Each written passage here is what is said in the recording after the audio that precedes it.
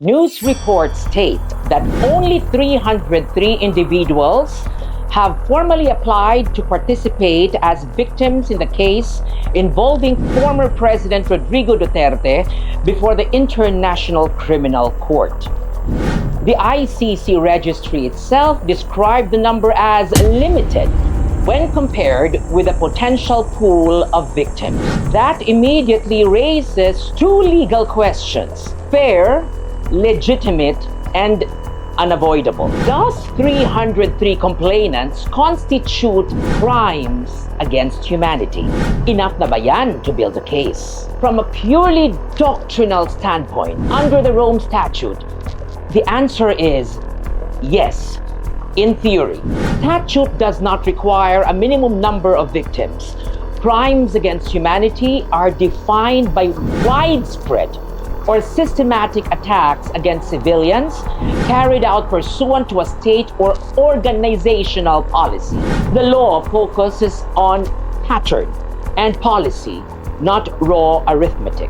But that is only one half of the legal story, because while numbers are not a jurisdictional requirement, they are not legally irrelevant either, especially when the case moves from theory to proof beyond reasonable doubt. This is where the defense perspective becomes unavoidable. Hindi ito tulad sa Pilipinas na complainant versus accused. Tama.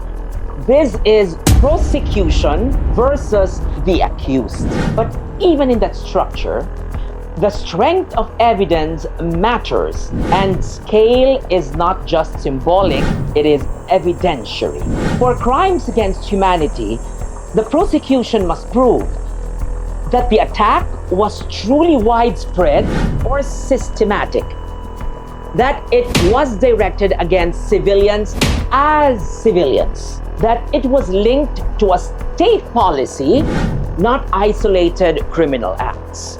And here, the defense will argue this: if the alleged crimes were truly widespread on a national scale, if the policy was as uniform and systemic as claimed, why, after years of investigation, global publicity, NGO involvement, and international attention, only 303 individuals stepped forward to participate?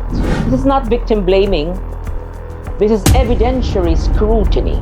The defense will say low participation does not negate jurisdiction, but it casts doubt on scale. It challenges the claim that the acts were nationwide, systematic, and policy-driven rather than fragmented, localized, or attributable to individual law enforcement excesses. Crimes against humanity are meant to address atrocities of a magnitude that shook the conscience of humanity. And while the Rome Statute does not impose a numerical threshold, courts still assess credibility, representativeness, and proportionality of evidence.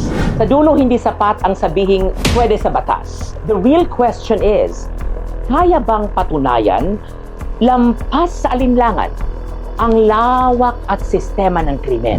From the defense standpoint, the figure of 303 is not dispositive, but it is telling.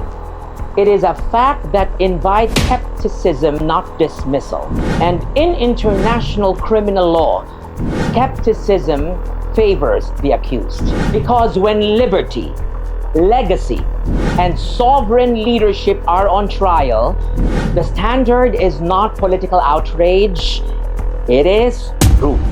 And under that standard, the defense will insist, if the case rests on limited participation to prove a claim of massive systemic criminality, then the burden on the prosecution is not just heavy, it is exacting by design. This is not impunity, this is due process. Another day, another Regal POV.